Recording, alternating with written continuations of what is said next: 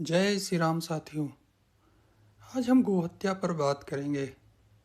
गोहत्या भारतीय धर्म संस्कृति से जुड़ा अत्यंत संवेदनशील और महत्वपूर्ण विषय है।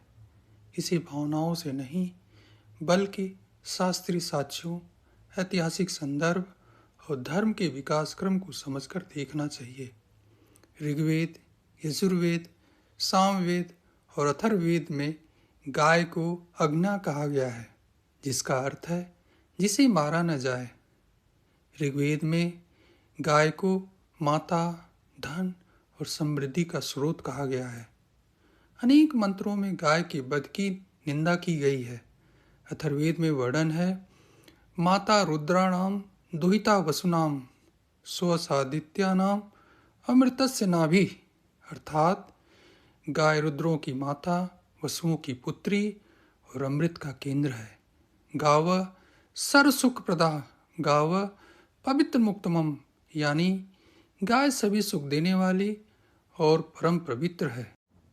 पद्म पुराण एवं स्कंद पुराण में उल्लेख है कि न तेन सदिसम पापम गोवधात विद्यते भुवि, अर्थात पृथ्वी पर गोहत्या जैसा कोई पाप नहीं है। मनुस्मृति में स्पष्ट कहा गया है कि जो मांस खाने से बचता है वो महान पुण्य का भागी होता है। महाभारत में गोहत्या को ब्रह्महत्या के समान पाप कहा गया है और गाय को माता। मान्यता है कि गाय में 33 कोटि देवी देवताओं का वास है।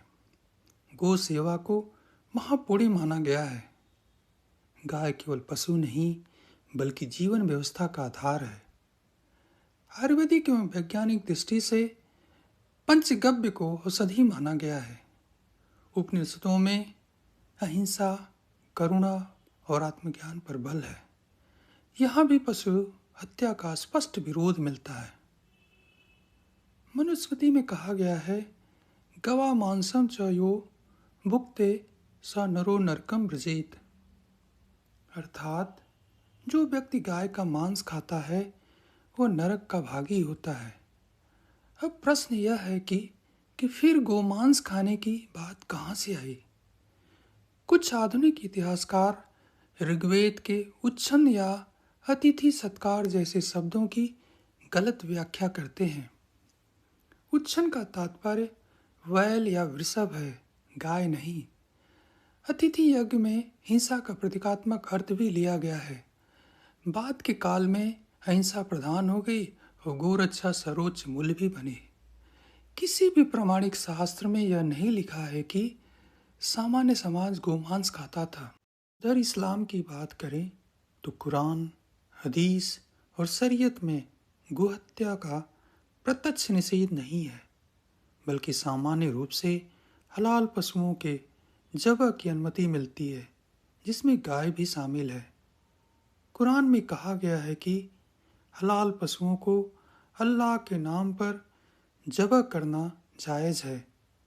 इसीलिए गाय इस्लाम में हलाल जानवर मानी जाती है। जबकि मेरा मानना है कि ईश्वर इतना निर्दयी एवं क्रूर नहीं हो सकता कि किसी मासूम एवं बेगुनाह जानवर की हत्या की अनुमति दे। वह सृष्टि के सभी जीवों को जीने का समान अवसर प्रदान करता है। जय श्री राम।